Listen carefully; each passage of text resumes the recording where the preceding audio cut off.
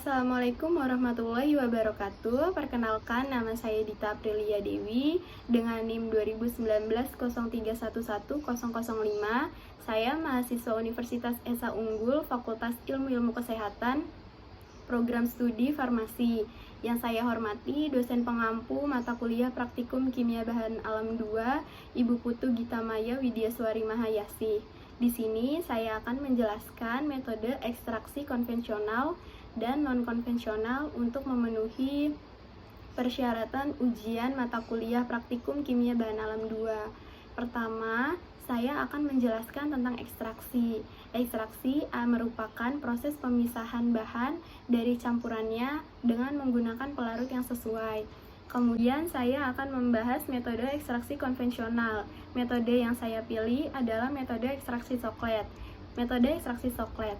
Coklat merupakan penyaringan yang berulang-ulang sehingga hasil yang didapat itu sempurna.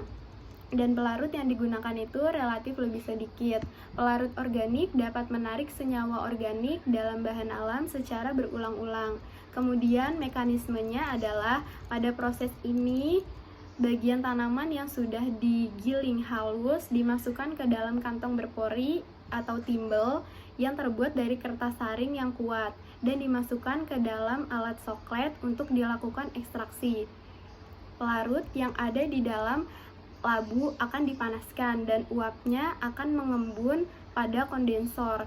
Kemudian embunan pelarut ini akan menyerap turun menuju kantong berpori yang berisi bagian tanaman yang akan diekstrak.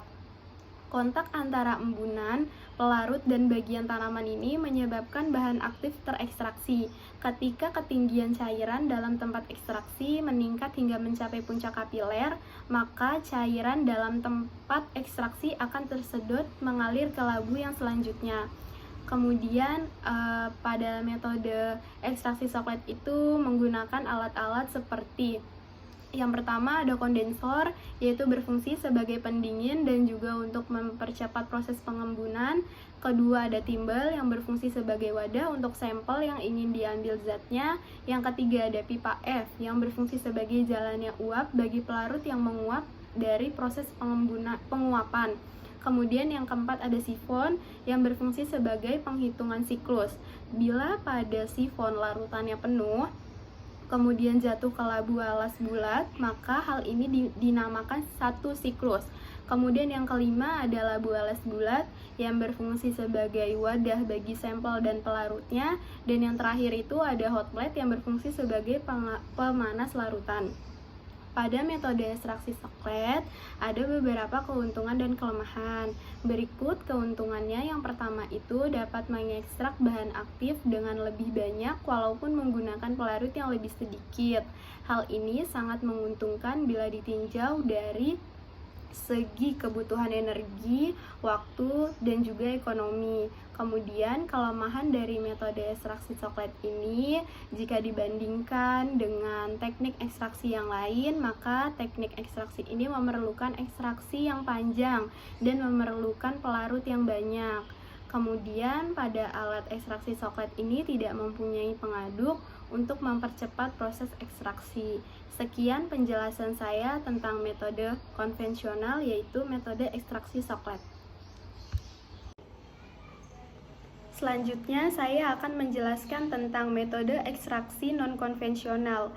Metode ekstraksi non-konvensional yang saya pilih adalah metode ekstraksi EAE, yaitu Enzyme Assist Extraction, atau yang sering disebut dengan ekstraksi yang dibantu dengan enzim. Metode ekstraksi dengan bantuan enzim merupakan salah satu metode ekstraksi non-konvensional untuk mengekstrak suatu senyawa aktif dengan bantuan enzim. Enzim memiliki kemampuan untuk mendegradasi atau mengganggu dinding sel dan membran sehingga memungkinkan pelepasan senyawa aktif lebih baik dan efisien. Mekanisme dari teknik ekstraksi ini pada umumnya digunakan untuk mengekstraksi minyak yang terdapat di dalam berbagai jenis biji-bijian. Senyawa-senyawa yang tidak dapat terjangkau dengan pelarut selama ekstraksi dengan teknik konvensional dapat dilakukan hidrolisis dengan bantuan enzim sebagai perlakuan awal untuk membantu melepaskan senyawa bahan aktif yang terikat oleh ikatan hidrogen dan ikatan hidrofobik, sehingga dapat meningkatkan rendaman ekstraksi. Penambahan enzim tertentu seperti selulose, B-glikosida, B-glikonase, amilase, dan pektinase selama proses ekstraksi dapat meningkatkan rendaman ekstraksi. Kemudian alat-alat yang digunakan pada metode ekstraksi EAE adalah spektrofotometri UV vis, merupakan spektrofotometer yang digunakan untuk pengukuran di daerah ultraviolet dan di daerah tampak. Thermoscientific genesis untuk mengukur posisi panjang gelombang serapan dari larutan sampel. Hot plate stirrer untuk membuat suatu larutan homogen dengan bantuan pengaduk batang magnet atau stirrer bar. Inkubator shaker untuk mengocok suatu campuran bahan atau nutrien atau medium dengan sampel yang memerlukan temperatur dan kecepatan atau RPM. Autoclave untuk mensterilkan suatu alat dan benda dengan menggunakan uap bersuhu dan bertekanan tinggi. Kemudian ada mikrosentrifugasi, yaitu untuk menampung berbagai macam sampel dengan bobot yang lebih sedikit. Lalu ada laminar airflow, merupakan suatu tempat atau meja kerja yang steril untuk melakukan kegiatan mulai dari persiapan bahan tanam, inokulasi atau penanaman, dan pemindahan tanaman dari satu tempat ke tempat lain dalam satu kultur. Adapun keuntungan dari metode ekstraksi EAE ini adalah teknik ini merupakan teknik yang ramah lingkungan karena untuk mengekstraksi senyawa bahan aktif dan minyak menggunakan air sebagai pelarut bukan pelarut organik. Selain itu, teknik ini merupakan pelarut yang tidak mudah terbakar dan tidak beracun. Sekian penjelasan saya dari metode ekstraksi non-konvensional, yaitu metode ekstraksi EAE atau Enzyme Assist Extraction.